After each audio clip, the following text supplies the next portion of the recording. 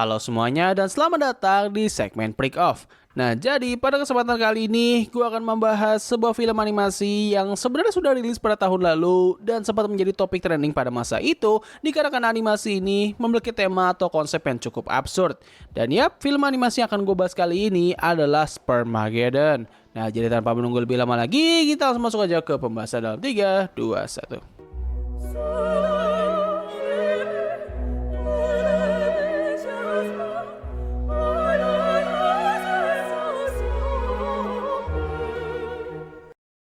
Spermageddon merupakan film animasi dewasa asal Norwegia yang dibuat oleh dua orang sutradara yang bernama Rasmus S. Sivertsen dan Tommy Wirkola, yang mana beliau sendiri sebenarnya telah menyutradarai berbagai macam film yang cukup terkenal seperti Death Snow pertama dan juga kedua, Violent Night, dan salah satu film masa kecil kesukaan gua yaitu Hansel and Gretel The Witch Hunters.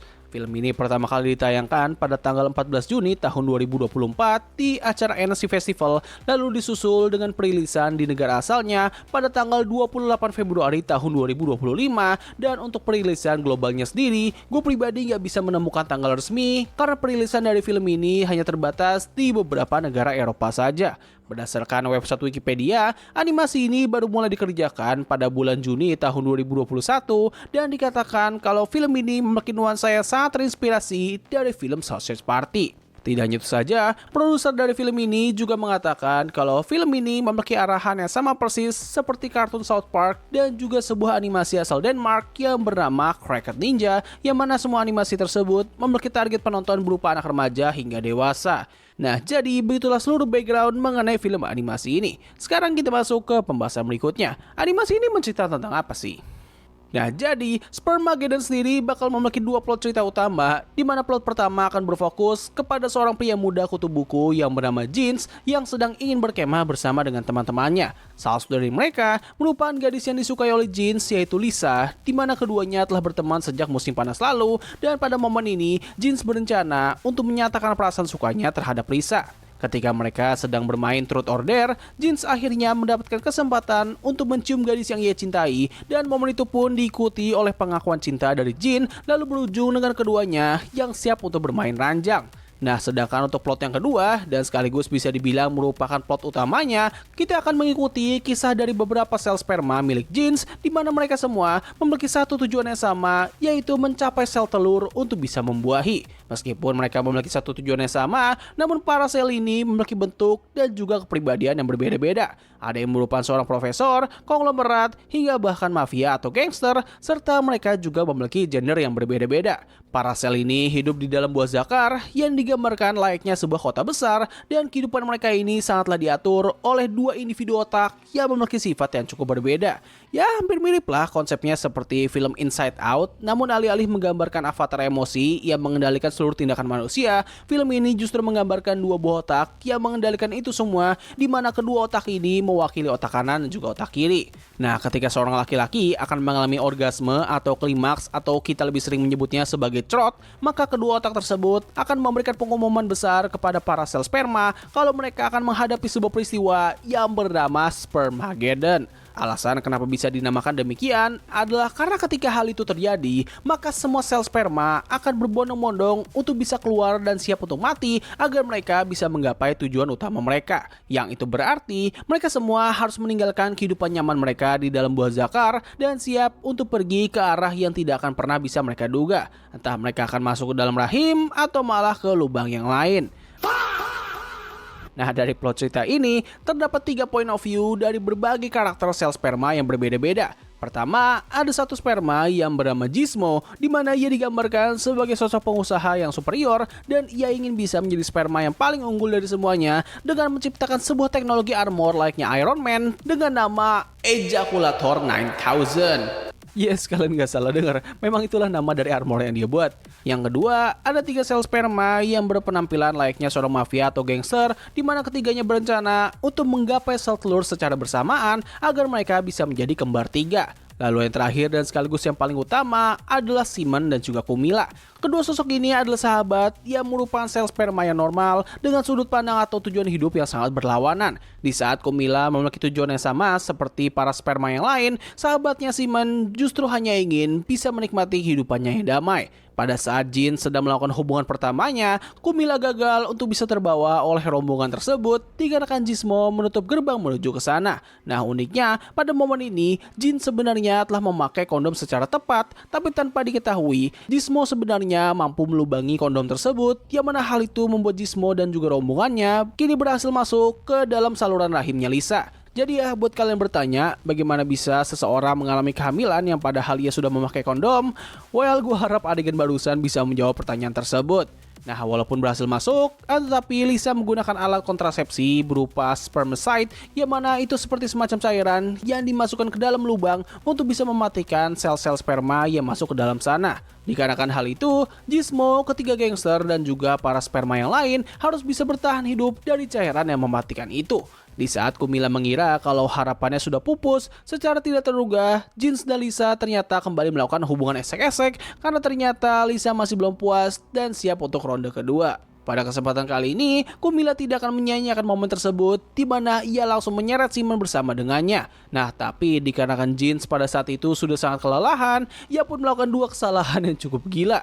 Pertama, ia secara tidak sengaja merobek kondom yang harusnya ia gunakan, yang mana hal tersebut memungkinkan rombongan sperma berikutnya untuk bisa masuk. Yang kedua, ia salah masuk lubang dan hal itu membuat rombongan sperma tersebut akhirnya masuk ke dalam lubang dubur. Dikarenakan hal itu, Kumila, Simon, dan juga kedua rekan mereka harus bisa naik ke atas menuju area lambung. Lalu setelah itu mereka akan masuk ke dalam saluran air seni atau kencing. Dengan begitu mereka bisa keluar dari sistem pencernaan dan berpindah ke dalam saluran reproduksi. Singkatnya, mereka berhasil melakukan hal tersebut berkat bantuan dari bakteri E. coli yang mereka temui di saluran dubur. Namun sayangnya, kedua rekan mereka harus tumbang di sepanjang perjalanan. Sempat terjadi perseteruan antara Gizmo dan juga ketiga gangster, yang mana hal itu berujung dengan kematian dari dua member gangster tersebut dan kini hanya menyisakan pemimpin mereka saja.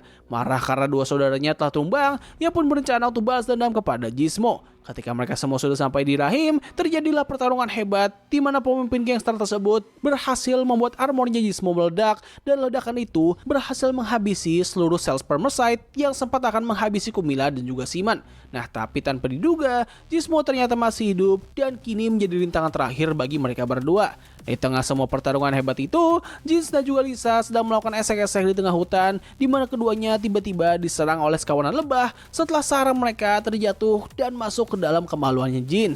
Keduanya berlari dengan sangat histeris, yang mana hal itu ternyata membantu Kumila dan juga Simon untuk bisa mengalahkan Gizmo. Singkat cerita, Gizmo akhirnya tumbang dan kedua sel sperma ini akhirnya bisa masuk ke dalam sel telur secara bersamaan dan beberapa minggu kemudian Lisa akhirnya dinyatakan hamil. Nah, lalu apa yang mereka lakukan setelah itu?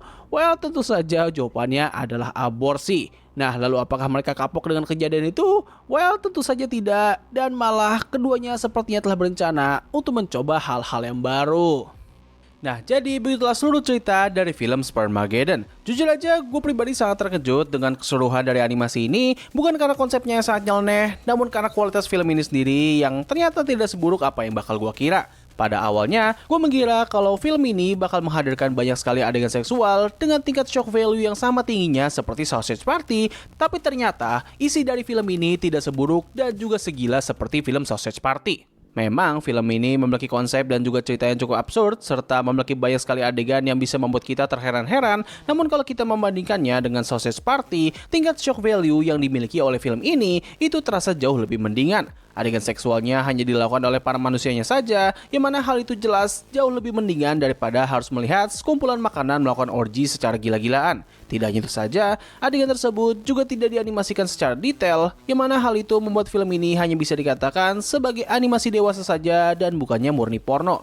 Paling ya, hal yang mungkin bisa membuat kalian merasa tidak nyaman adalah pada bagian akhir dari film ini. Untuk selebihnya, film ini jauh lebih baik daripada Sausage Party dan animasi-animasi yang sejenisnya. Salah satu aspek yang menurut gua paling unggul dari film ini adalah dari segi scoringnya.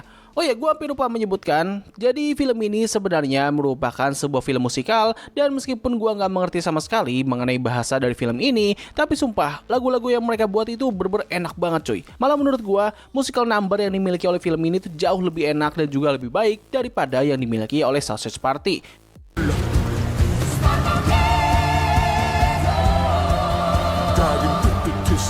Selain dari scoring, jokes atau humor yang dimiliki oleh film ini itu juga terasa lebih lucu. Salah satu bentuk humor yang paling gue suka dari film ini adalah bagaimana mereka memberikan nama dari setiap karakter sel sperma dengan nama-nama yang diambil dari istilah atau bentuk slang dalam dunia basah. Nah, hal terakhir yang mau gue singgung dari film ini adalah film ini sebenarnya bisa menjadi sebuah film edukasi seksual yang cukup baik. Memang secara teknis, hampir semua hal yang terjadi di film ini bisa dikatakan merupakan fiksi, namun ada beberapa di antaranya yang bisa kita kaitkan dengan dunia nyata. Ambil contoh, ketika Gizmo dapat melubangi kondom yang dikenakan oleh Jeans, itu bisa saja kita anggap sebagai bentuk gambaran yang tidak ilmiah bagaimana suatu kondom bisa boncor.